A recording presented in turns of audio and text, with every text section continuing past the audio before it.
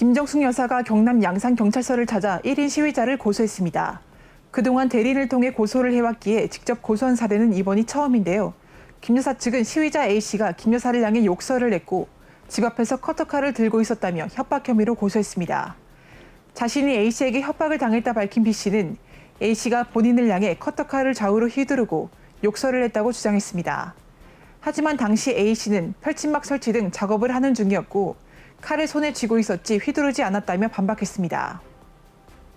경찰이 지난 대선 당시 인천 내한 투표소에서 부정선거 의혹을 제기하며 투표함 이송을 저지했던 유튜버 2명에 대해 구속영장을 신청했습니다.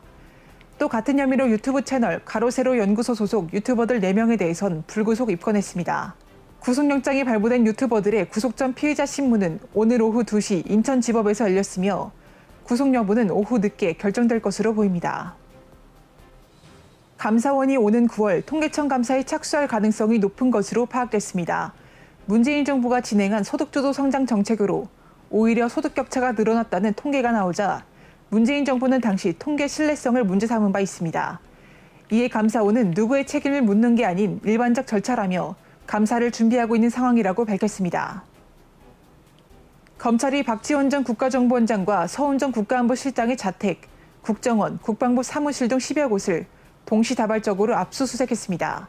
서해 공무원 피살 사건에서 박 전 원장은 보고서 삭제 지시 정황이 포착됐으며 서 전 장관은 군사기밀 삭제를 지시한 혐의로 유족에게 고발을 당했습니다.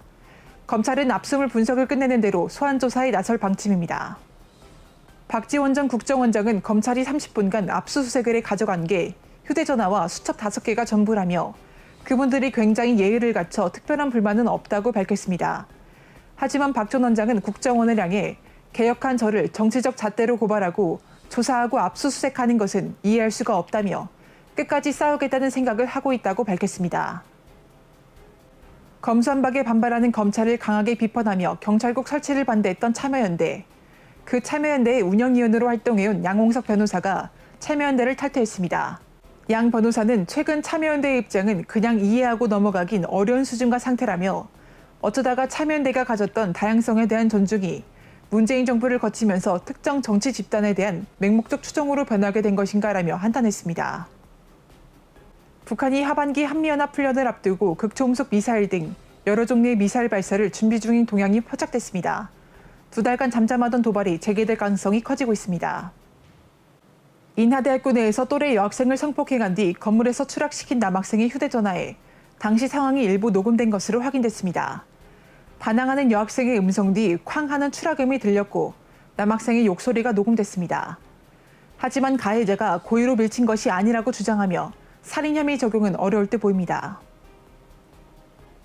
경기도 성남 지역 일대에서 고교생이나 사회초년생을 상대로 소액을 빌려주고 연 2,000%가 넘는 이자를 받은 고리대금 업자들이 무더기로 경찰에 적발됐습니다. 총 42명가량이 구속되거나 입건됐으며 대부업체 사장이 19살로 밝혀져 더욱 충격을 주고 있습니다. 이들은 대출금을 몇 배로 불려받고도 피해자를 협박해 허위 차용증을 작성하게 해서 불법 대출을 받게 했습니다. 중국 여성이 기모노를 입고 사진을 찍었다가 공안에 구금됐습니다. 중국 공안이 해당 여성에게 소리를 지르는 영상이 공개돼 논란이 되고 있는데요. 중국의 지나친 민족주의가 비판을 받고 있음에도 중국 내에선 논쟁거리로 여겨지며 여성을 비판하기도 하고 있습니다. 이것으로 마칩니다. 시청해주셔서 감사합니다.